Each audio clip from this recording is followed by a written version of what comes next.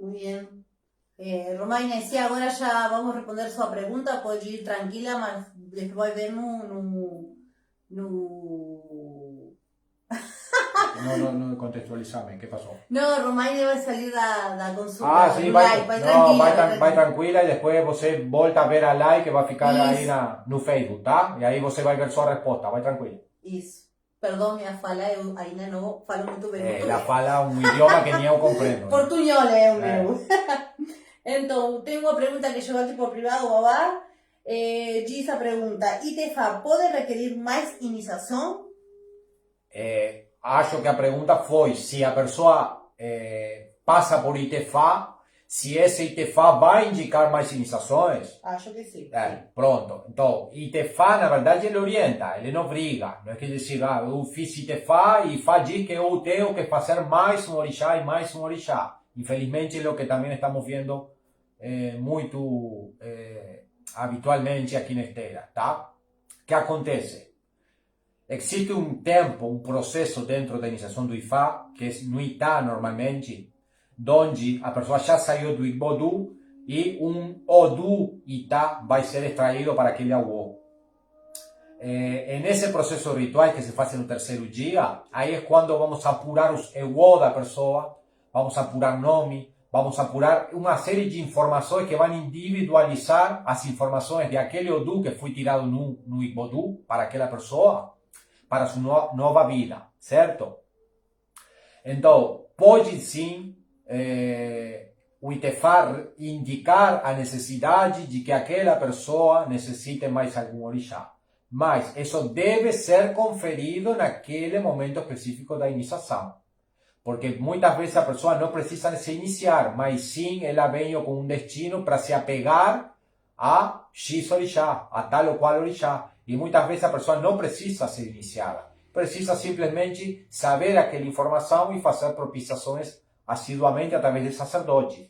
Muitas vezes a pessoa, solamente com receber aquele ojubô, aquele assentamento para cuidar em casa e aprender o culto pessoal de aquele orixá, já vai andar muito bem. E muitas vezes sim, devido ao Odu e às circunstâncias próprias daquele momento da iniciação, IFA revela de que seria adequado de que aquela pessoa passe por um processo iniciático, tá? Agora, o que sim não é IFA é iniciar uma pessoa, ir no livrinho que todo mundo conhece, olhar o listado de orixás que aquele babalago acha que esse Odu tem e indicar aquele listado para a pessoa. Isso não se procede assim, tá?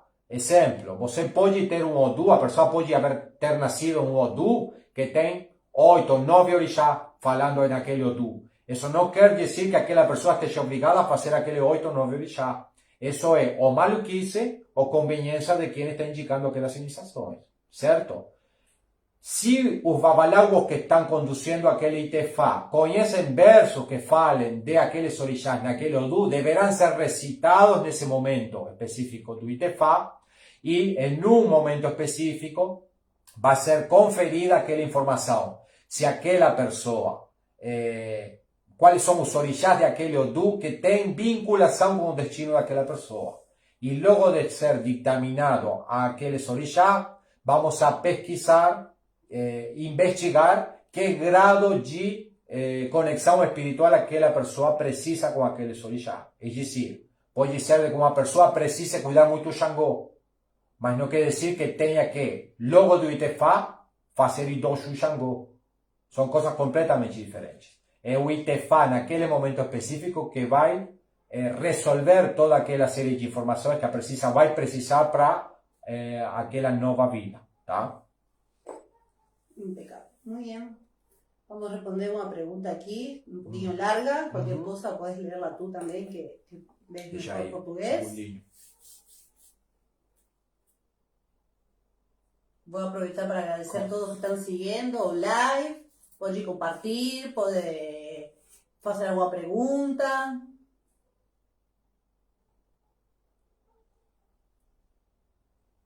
Tá, a pessoa aqui está perguntando o que representa o pote com os siquins, tá? Em primeiro lugar. Em segundo lugar, diz o Odu sacado no contexto de Jefá, sendo transitado. Ele diz o que é sobre aquele ritual, tá? Acho que separando a pergunta nessas duas partes vai dar bem como para responder. Tá? A primeira coisa, Ikin é a representação do Ifá aqui na Terra. Tá? Ikin Ifá. Para quem não sabe, Ikin é um caroço de uma palmeira específica que nós conhecemos como Opé-Ifá. Tá? É diferente do caroço de Dendê. O caroço de Dendê, a palmeira do caroço de Dendê chama-se Opé-Laçã. Tá? Não representa ou não tem simbolismo espiritual, não tem relevância espiritual. O Opé-Laçã, a palmeira de Dendê. Quem tem relevância espiritual é Opé-Ifá, que é onde se extrai o Ikin Ifá. Tá? No Odu Iborimeji, Orunmila deixou o Ikin Ifá como representação do Ifá para seus filhos. Tá? Existe toda uma história que é bem comprida, bem longa, onde um dos filhos de Orunmila ofendeu ele, o lobo, ofendeu ele. E o próprio filho de Orunmila acreditava que tinha a mesma importância que seu próprio pai. Tá? Orunmila ficou muito bravo e chateado e ele decidiu partir para Orun. Tá? Vários de seus filhos, tá? Nesse item se menciona que Orunmila tinha 8 filhos. Um deles foi quem ofendeu seu pai. Vários de seus filhos foram detrás de Orunmila para tentar convencer ele que voltasse para casa. Tá? E eles foram até o mercado, perguntaram se o pessoal do mercado tinha visto passar Orunmila. E eles falaram que sim, que viram ele tomar o caminho que ia até o Queapá, um morro, um monte, uma montanha, que chama-se Apá. O filho de Orunmila foram no sentido desse caminho e acharam seu pai, Orunmila, embaixo de uma palmeira, o Peterereke. Tá? É uma palmeira que até hoje existe, é a palmeira mais sagrada que temos dentro do culto de Ifá. E justamente está na cumbre do Okeapá, da montanha de Apá. Tá? Está cerca de Ado Ekiti, tá? No estado de Ekiti, região de Ado, cidade de Ado. E Orunmila estava lá embaixo sentado. Aí os filhos, ao ver a seu pai, se ajoelharam no chão e começaram a recitar o Riki. O próprio verso de Ifá menciona tudo aquilo que seus filhos falaram para seu pai. Orunmila falou que sua missão estava já terminada aqui na Terra e que ele iria partir para o mar, mas que se seus filhos queriam consultar ou ter contato com o Ifá, que é o conhecimento e a sabedoria própria de Olotumare, o ser superior, ele pegou 16 iquim daquela palmeira sagrada e entregou na mão de seus filhos. E ele falou assim: se você quer ter prestígio na vida, é a isso que você tem que acudir. Se você quer ter filhos sanos na vida, é a isso que você tem que acudir. Se você quer boas esposas na vida, é a isso que você tem que acudir. Se você quer toda essa benção para sua vida e ter vida longa e viver muito tempo aqui na Terra de forma próspera, é a isso que você tem que acudir. Aí, através de Iborimeji, desse Itan Ifá, é que entendemos que nasce a relevância espiritual do Ikin Ifá. É dizer, Orunmila deixou como o Keipori o Ikin Ifá aqui na Terra. O Keipori é o elemento sagrado, é aquele elemento que o próprio simbolismo dele já conecta a essência do Orixá. Dentro do Ifá temos o Ikin Ifá, dentro do culto de Xangô temos Eduará, que é a pedra de raio. Então todos os orixás têm seu Keipori, que é aquilo que é infaltável em seu culto. Tá? No Ifá tem o Ikin Ifá, que é o Keipori do Orunmila. Agora, temos que diferenciar, Orunmila não é a mesma coisa que Ifá, porém são inseparáveis. Tá? Ifá é o compêndio de informações, de conhecimento e sabedoria do próprio Olotumare, é dizer, a fonte de origem é a própria criação e o Criador, Olotumare. Orunmila é um orixá mais, que a diferença de outros, ele recebeu a tarefa de trazer aquele conhecimento para o mundo físico, o Aie. Tá? É por isso que Orunmila, sendo um orixá mais, também tem muita importância, tanto na criação como aqui na Terra, porque é quem contém tudo o que existe dentro do Ifá. É por isso que ele se tornou um líder filosófico e espiritual para os outros orixás. E ele não é superior, tá? Mas sim ele tem uma funcionalidade diferente a outros orixás. Isso Tem que ficar claro, tá? Cada orixá é extremamente importante. Eu defino a criação como um corpo humano, tá? O corpo humano é composto de trilhões de células e vários órgãos. Se você tirar um órgão do corpo humano, ele deixa de ser um sistema funcional e ele pode até morrer, entendeu? Bom, a criação é a mesma coisa, tá?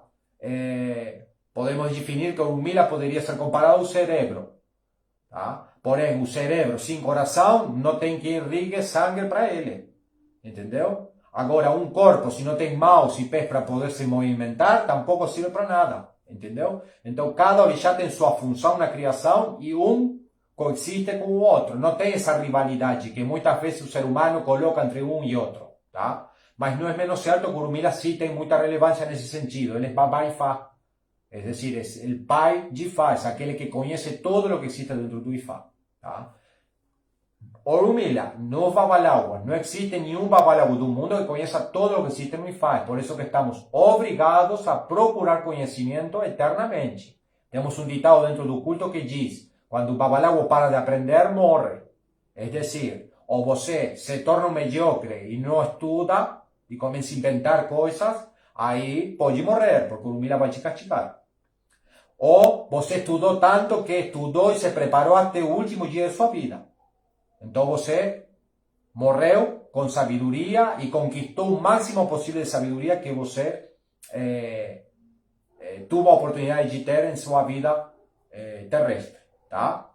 Então, e quem é isso? Tá? E o Odu transitório que é tirado no Ixefá vai falar de aquele momento de sua vida e qual é o caminho. Principalmente se é o primeiro Odu, é quando você está recebendo aquele Ifá. Ifá vai revelar para você qual é o melhor caminho para melhorar sua vida e vai trazer conselhos, tá? E os conselhos devem ser para ser seguidos, tá? Ifá diz assim, quem tem orelha escuta, mas quem tem entendimento compreende, tá? Infelizmente, as pessoas não estão muito acostumadas a como é a dinâmica do Ifá. E muitas vezes, Ifá revela uma mensagem e entra por aqui e sai por aqui. Então, aí, Ifá não tem o que fazer, porque Ifá se baseia na compreensão da pessoa. Se a pessoa não quer seguir as orientações, melhor ele não praticar Ifá. Simples assim. Tá? Vai ser uma vida muito mais fácil e não vai gastar em ouvir, né? Que o ouvir está caro pra caramba. Então, é muito mais inteligente, tá bom?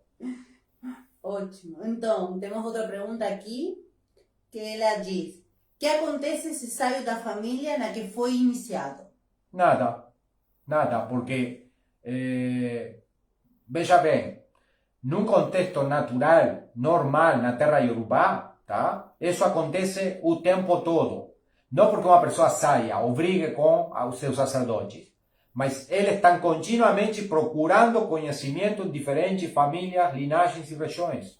Inclusive, os próprios babalawos na terra Yorubá pegam seus filhos, muitas vezes antes de ensinar o Ifá que eles sabem, e mandam para casa de amigos que têm outras tradições, outro jeito de fazer. Muitas vezes estão distantes, em outras regiões, em outras cidades, para aprender Ifá com outros.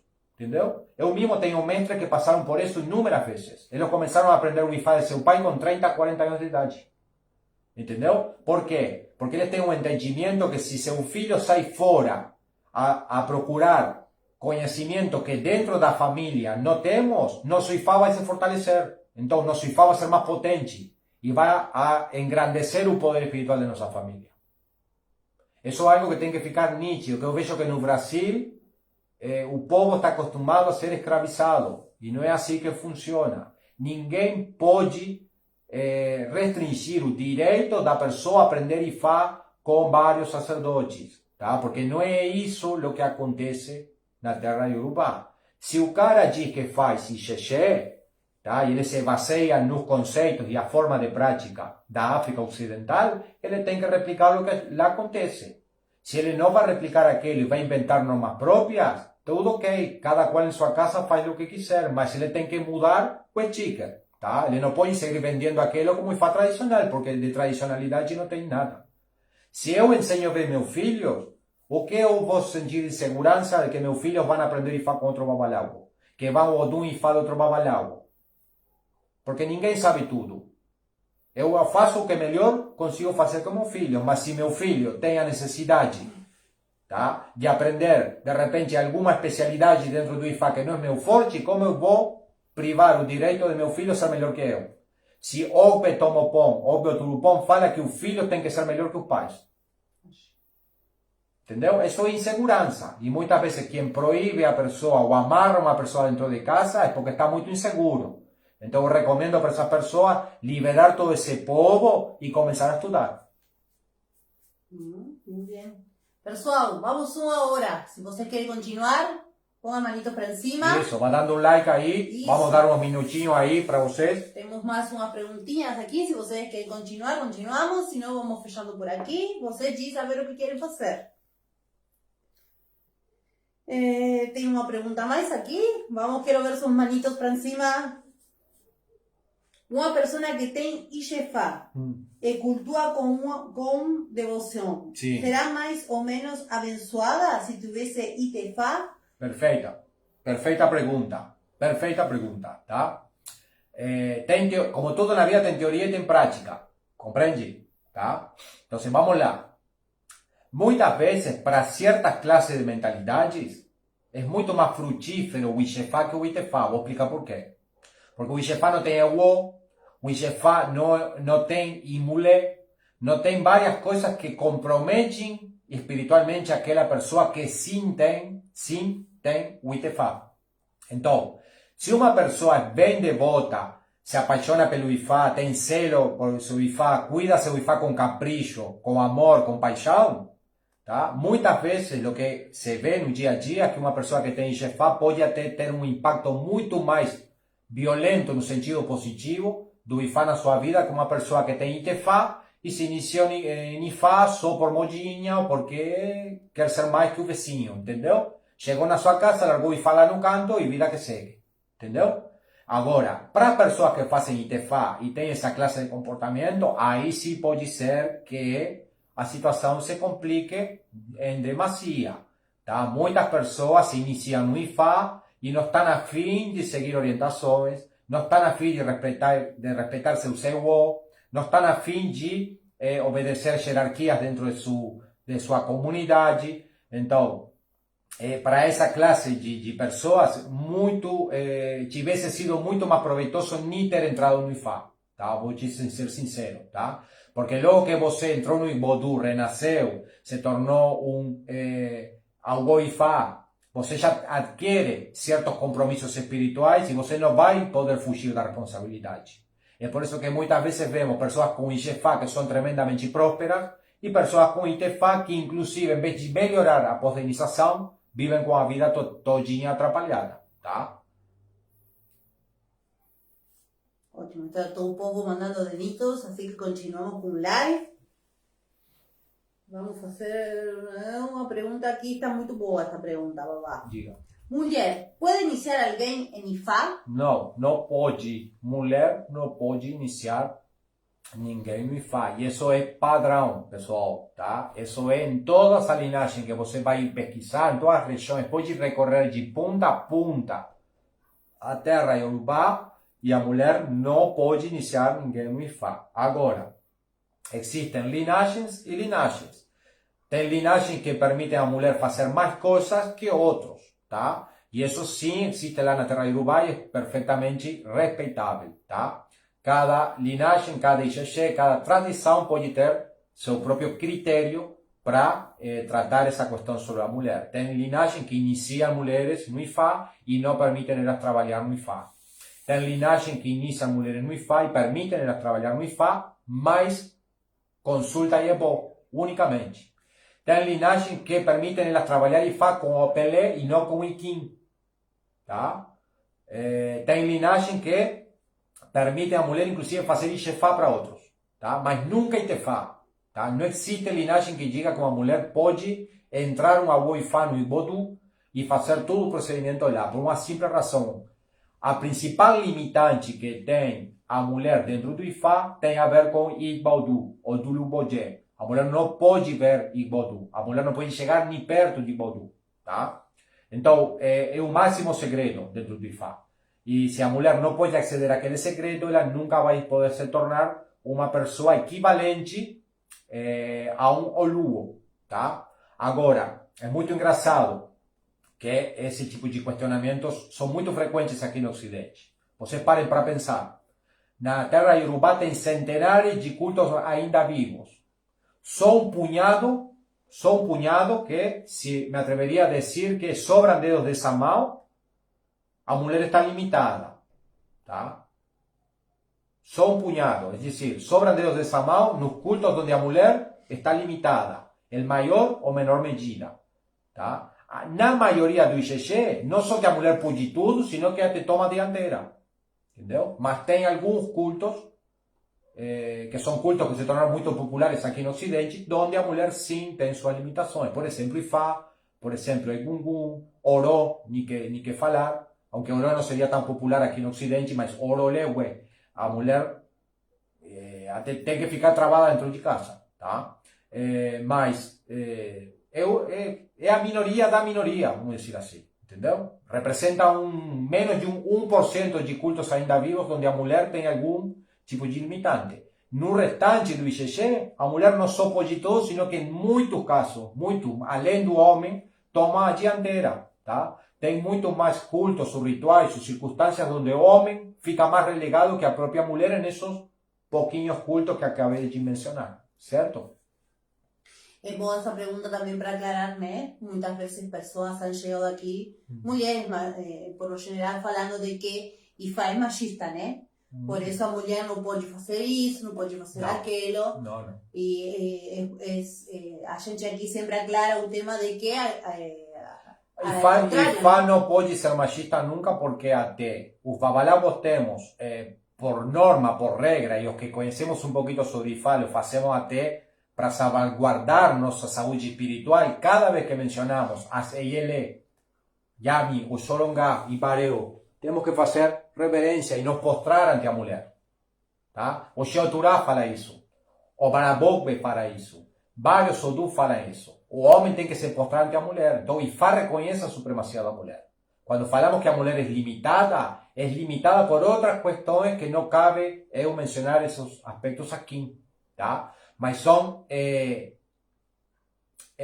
limitantes técnicas, vamos dizer assim. Ninguém está falando que a mulher seja inferior, ninguém está falando que a mulher só sirva para fazer comida, entendeu? Inclusive, eu diria, com a minha experiência dentro do ICC verdadeiramente tradicional, que cuidamos até demasia muito mais que na cultura ocidental a mulher, tá? Só que muitas pessoas não têm conhecimento cultural sobre o ICC e saem falando qualquer besteira lá na internet, entendeu? Que a mulher não pode matar, que a mulher não pode fazer isso, não pode fazer outra. A mulher pode tudo, só que cuidamos a mulher, tá? Por exemplo, em uma circunstância ritual onde se necessita fazer um sacrifício a algum bicho, normalmente se tem algum homem, é o homem que vai fazer. Não porque seja superior, é porque o sacrifício, diferente de como é visto aqui no Ocidente, é considerado um trabalho sujo. Um trabalho que nenhuma mulher lá na cultura Yorubá quer fazer, vai se manchar a roupa, vai ficar fedorenta, entendeu? Então é o homem que faz o trabalho sujo. Entendeu? Não é uma questão de supremacia, é uma questão de que cada sexo deve ter, inclusive socialmente, seu lugar. Entendeu? Mas nada disso, não tem machismo nenhum. Não tem machismo nenhum.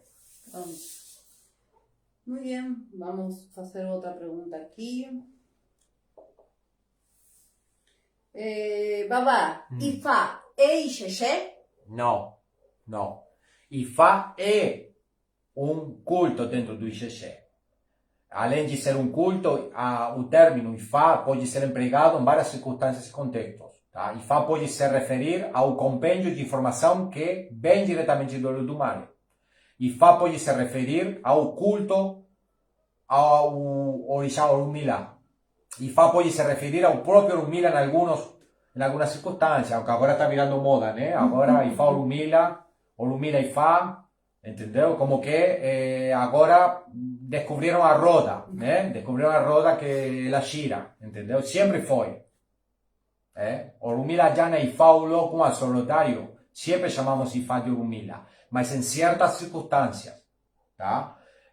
Agora, ICC é o término que empregamos normalmente para designar a própria cultura espiritual do povo Yorubá, tá? ICC vai além de um culto, vai além da prática litúrgica. O IgG é uma forma de pensar porque compreende história, tradição, folclore, música, gastronomia, medicina, crença espiritual, filosofia de vida, teosofia, enfim, inúmeros aspectos que compõem a própria cultura iorubá.